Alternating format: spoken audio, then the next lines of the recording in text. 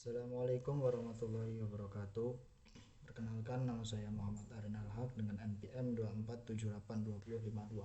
Di sini saya akan mengerjakan tugas hands-on yaitu analisis data pada lab 7 ini.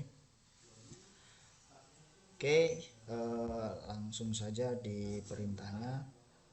Ini tujuan umumnya mahasiswa mampu mengeksplorasi dan menginterpretasikan dan menggunakan berbagai bentuk visualisasi eksploratif, statik, dan interaktif untuk memahami pola pelanggan dan faktor penyebab chord. Langsung saja di tahap 1 ya. Tahap 1 ini pengenalan dan persiapan. Tujuannya menyiapkan dataset dan mengenali struktur dan data sebelum dilakukan eksplorasi visual. Nah, langkah kegiatannya ini untuk buka Google Colab, terus impor pustaka analisis data, Pandas, Sabron, Matplotlib, Pollote. Nah, unggah dataset Plenso Customer Card. Nah, tampilkan 5 data pertama dan periksa tipe data serta nilai kosong. Catatan variabel ya penting seperti true, mode trace, total crash, cornet, dan crown. Langsung saja di labnya. Nah, di sini sebelumnya saya sudah menyiapkan labnya. Kode ini yang saya kumpul. Pada tahap pertama ini ada tahap yaitu tahap mengimpor atau apa ya, mengimpor file yang kita mau analisiskan. Selanjutnya ada tahap pertama, ini ada tahap pengenalan dan persiapan. Di sini saya menggunakan beberapa library yaitu Pandas, Sabron, Matplotlib, Pollote, Express. Sini ada dev pd read csv. Nah, ini tuh gunanya untuk membaca si data yang telah kita upload di pertama ini ya. Nah, selanjutnya ini ada display. Nah, ini menampilkan 5 baris pertama data. Selanjutnya ada dev info. Nah, ini untuk melihat tipe data dan informasi umum dataset. Ini mengecek jumlah nilai kosong pada setiap kolom. Di sini untuk kodenya segini. Di sini pertama itu kan ada suruh menampilkan 5 dataset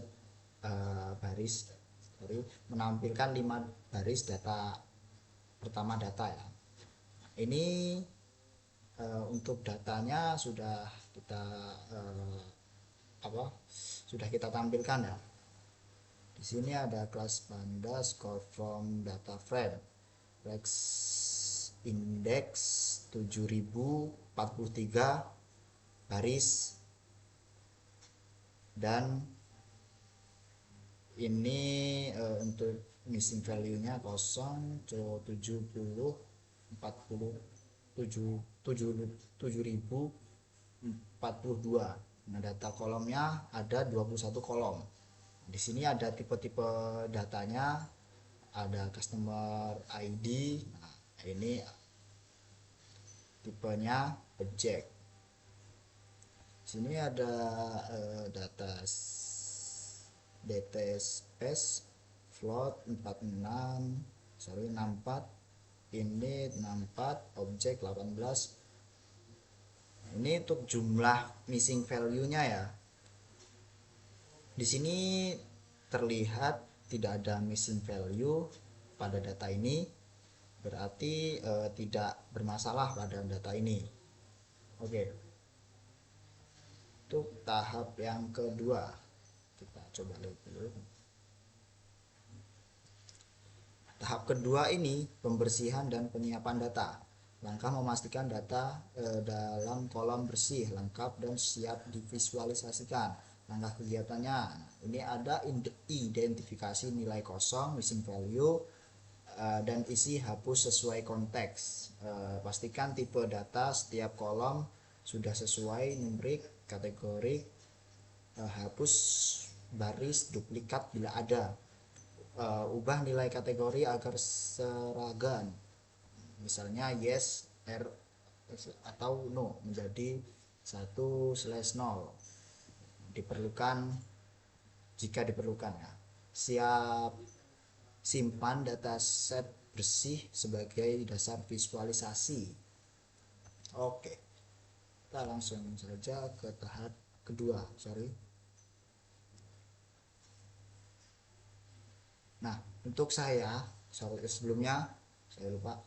Nah, saya menggunakan data sih ini ya, WA underscore fn uses telenco customer chart. Sini tahap yang kedua, pembersihan dan penyiapan data. Untuk kode pertama ini untuk mengubah kolom total charge menjadi numerik.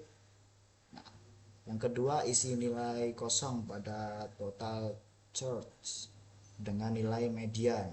Nah, selanjutnya ini ada def dot duplikat. Nah, ini untuk mengecek apakah ada duplikat di kode di data ini. Nah, selanjutnya ada ubah nilai kategori agar semua seragam. Misal ada kata ada angka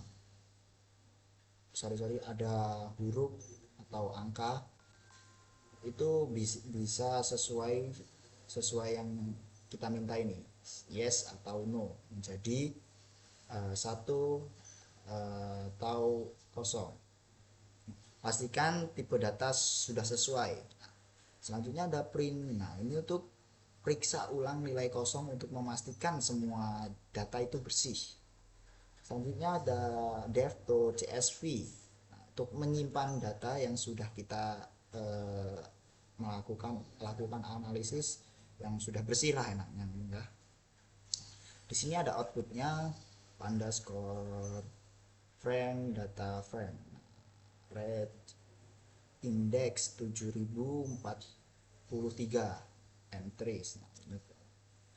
Dan ada 21 kolom, jadi ada 7043 baris dan ada 21 kolom. Nah, di sini kurang lebih sama ya yang di perintah pertama itu. Sini cuma menampilkan tipe datanya dan day test. Nah, di sini ada float 64, ada 3 ya datanya. Ada init 64 itu ada 2, objek ada 16. Selanjutnya ini untuk mengecek missing value per kolom setelah pembersihan. Jadi setelah dibersihkan, di sini dipastikan sudah tidak ada kolom yang missing lagi atau atau kolom yang masih kosong ya. Selanjutnya ini data bersih telah disimpan sebagai telenco underscore client.csv. Selanjutnya ada nomor 3 ya, visualisasi Unified distribusi dan outlier. Tujuannya ini untuk menampilkan histogram, box plot dan kun plot. Langkah-langkahnya ini ada buat history untuk variabel numerik, terus ada beberapa ini ya tugasnya set. Dan tujuan apa tugas penjelasannya, jelaskan apa yang ditujukan oleh setiap grafik, sebutkan apakah terdapat outlier, ketidakseimbangan distribusi atau pola khusus. Nah, tulis 2 sampai 3 kalimat interpretasi di bawah setiap grafik masing-masing. Nah, misalnya ini sebagai besar pelanggan memiliki biaya bulanan di bawah 80 USD dolar atau USD. Dan distribusi miring ke kanan menunjukkan mayoritas pelanggan berbiaya rendah. Oke, langsung saja di kodenya. Nah, di sini seperti ada persiapan datanya. Nah, untuk kode yang pertama ini memuat data dan melakukan praprosesan yang sama sesuai tahap yang kedua ya.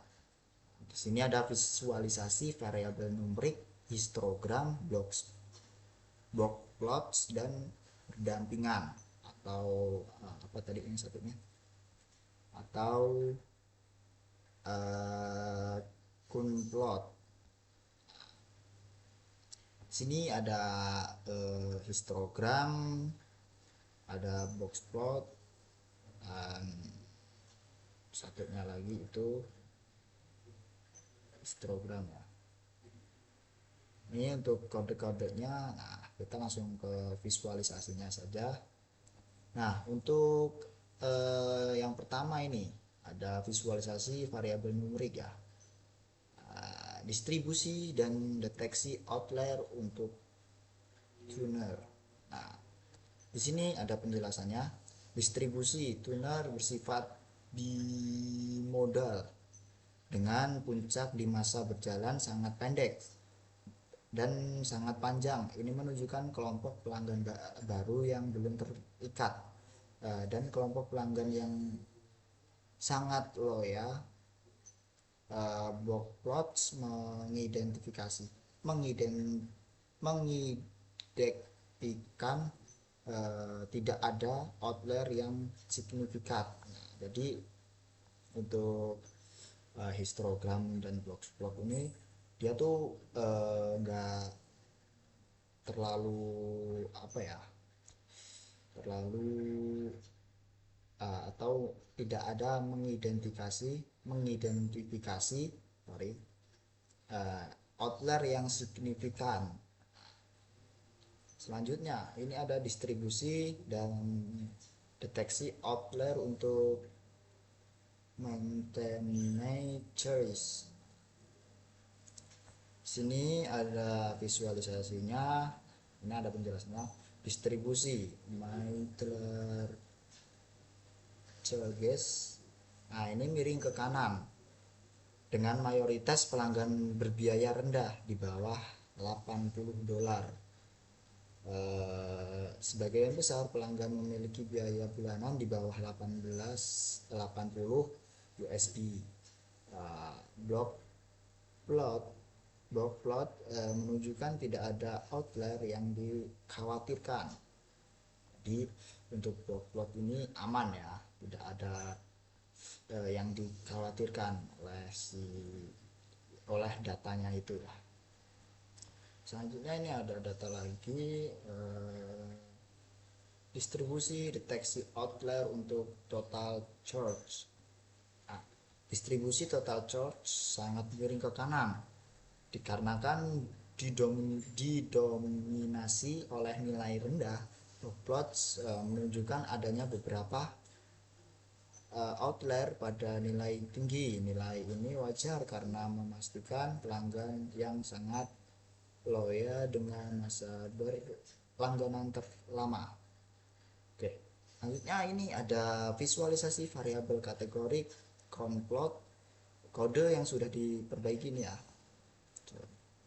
Nah, di sini ada tadi ya yang seperti yes, no atau satu atau dua itu.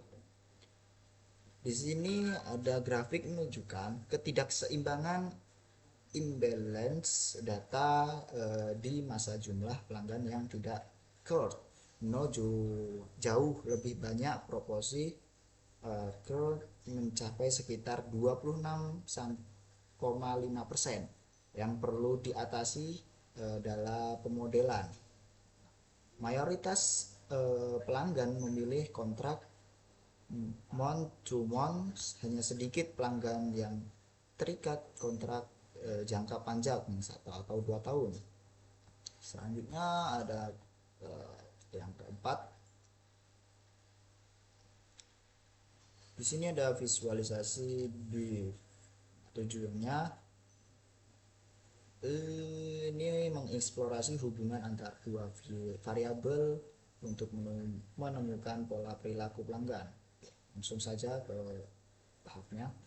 Sini ada kodenya. Oke. Nah, di sini kita langsung ke ke visualisasinya. Tahap visualisasi Fed. Nah, ini hubungan dua variabel.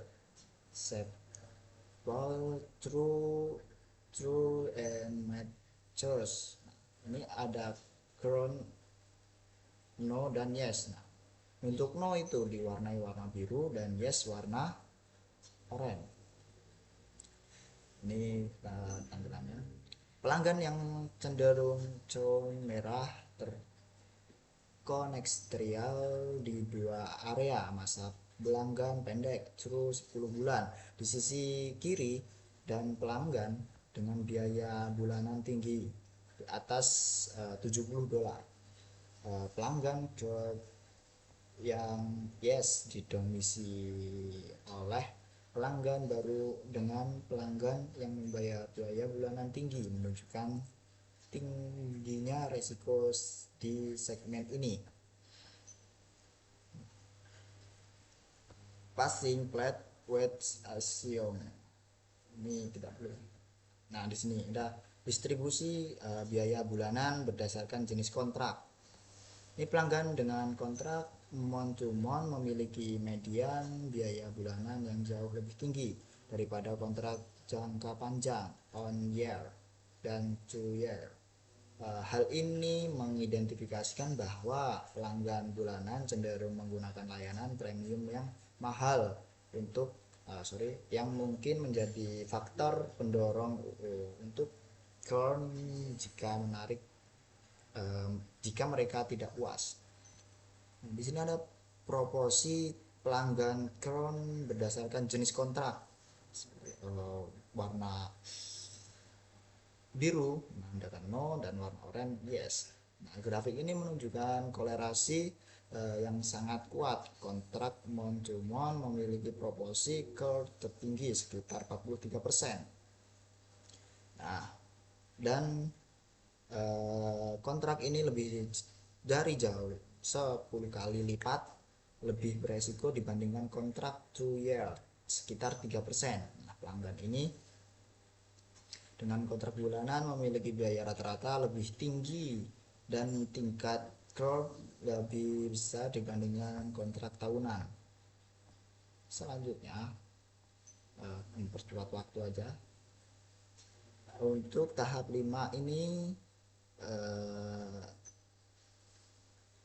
ada kode di sini. Nah, memiliki variabel numerik yang relevan. Sini ada kodenya. Kita langsung ke visualisasinya saja. Nah, di sini ada head map koleransi variabel numerik. Kolerasi ini terkuat adalah antara true dan total curves 0,83 yang logis dikarenakan total curve adalah akumulasi dan Motley sering berjalan true.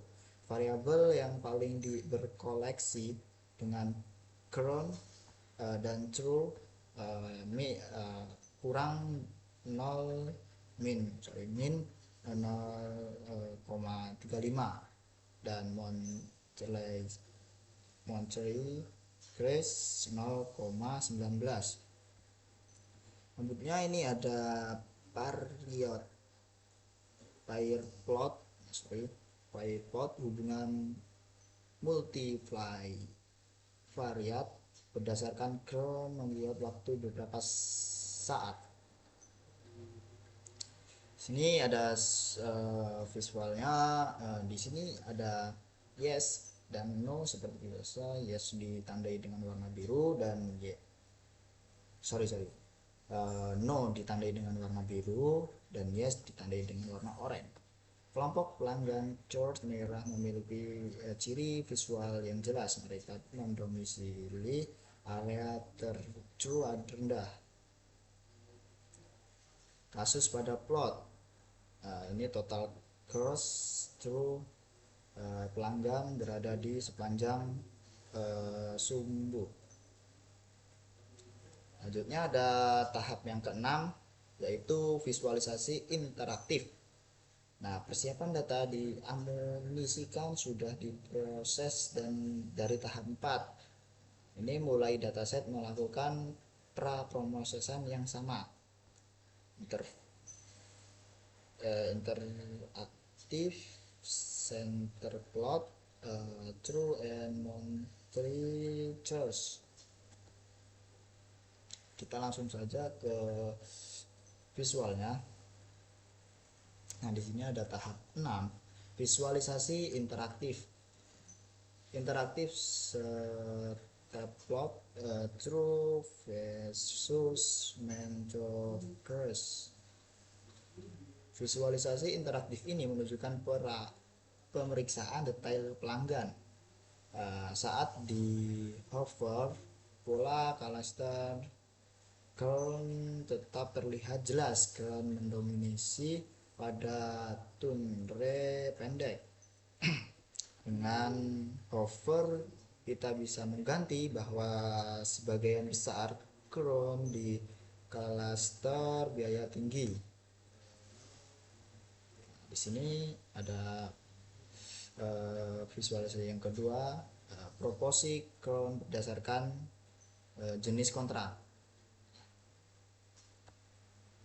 Di sini ada jumlah pelanggannya. Nah, grafik interaktif ini memudahkan perbandingan jumlah absolut pelanggan ground antar kategori dengan hover. Kita dapat melihat bahwa meskipun kontrak month to month memiliki jumlah pelanggan tertinggi, jumlah pelanggan shortnya juga absolut yang tertinggi, informasikan saat statusnya sebagai segmen paling beresiko. Ini ada sebaran biaya bulanan monthly cost berdasarkan jenis internet service. Ini ada beberapa, ada 3 internet service, si DSL, fiber optic, dan no. Nah, di sini ada histogram bersifat memastikan data berdasarkan layanan internet. Terlihat jelas bahwa pelanggan fiber optik memiliki distribusi biaya bulanan yang yang tinggi. Tingkat core-nya paling besar. Di sini seluruh bentang biaya mereka. Sebaiknya pelanggan DSL memiliki biaya yang lebih rendah, distribusinya core-nya lebih merata. Kesimpulannya pada tahap 6 ini, grafik interaktif sangat membantu dalam proses data. Kemampuan untuk hover pada detail spesifik dan membandingkan distribusi melalui face. Mungkin pemahaman pola dan mendalam dan dengan rinci. Visualisasi interaktif ini memudahkan analisis segmen pelanggan berdasarkan kontrak layanannya. Untuk tahap ketujuh, coba lihat video. Tahap ketujuh, ini cuma kesimpulannya. Untuk tahap ketujuh ini adalah menarik kesimpulan umum dari seluruh hasil eksplorasi dan visualisasi. Untuk yang pertama dari kode yang pertama, ini faktor yang paling mempengaruhi cron ya. Berdasarkan hasil mengeksplorasi dan visualisasi interaktif, terdapat beberapa variabel yang paling berpengaruh pada terhadap cron. Ada 4, yaitu menciri crash pelanggan dengan biaya bulanan tinggi lebih rata melakukan cron. Ada true pelanggan baru true ada rendah. True rendah memiliki kemungkinan cron lebih tinggi dibandingkan pelanggan lama. Dan Cornell pelanggan dengan kontrak bulanan month to month melakukan cron tertinggi. Mendukung teknis pelanggan tanpa pelayanan dukung teknis lebih sering cron. Di sini ada yang kedua, kelompok pelanggan resiko tertinggi. Kelompok pelanggan dengan resiko tertinggi cron dari hasil segmentasi terhadap pola kelompok pelangganan dan resiko churn tertinggi, yaitu pelanggan dengan churn 12 bulan, pelanggan layanan fiber optik dengan biaya tinggi, pelanggan yang berlangganan kontrak month to month tanpa layanan tambahan seperti C-Support. Selanjutnya ada strategi yang didapat ditentukan perusahaan untuk mengurangi tingkat churn. Perusahaan dapat menerapkan beberapa strategi berikut. Ada 4, yaitu memberikan promo atau potongan harga, terus mendorong pelanggan berpindah ke kontrak tahunan dengan insentif harga, meningkatkan layanan pelanggan dan pendukung teknis, meninjau ulang harga paket fiber optik agar lebih seimbang dengan kualitas lainnya.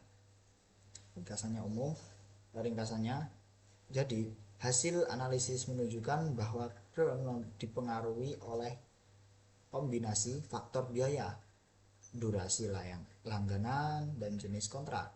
Pelanggan baru dengan biaya tinggi dan kontrak bulanan memiliki kemungkinan churn terbesar. Dengan visualisasi interaktif sebelumnya, pola-pola ini terlihat jelas dan membantu dalam penentuan strategi bisnis.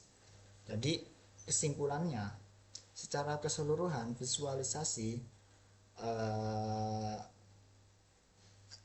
eksplorasi dan membantu perusahaan memahami perilaku pelanggan dengan lebih baik.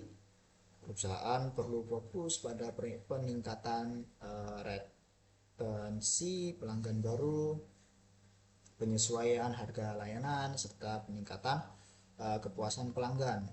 Dengan pendekatan ini, tingkat churn dapat ditetapkan dan loyalitas pelanggan dapat ditingkatkan secara signifikan. Oke, cukup. Saya rasa cukup untuk video kali ini, karena kepanjangan ini video. Saya akhiri. Wabillahi taufiq wal hidayah. Wassalamualaikum warahmatullahi wabarakatuh.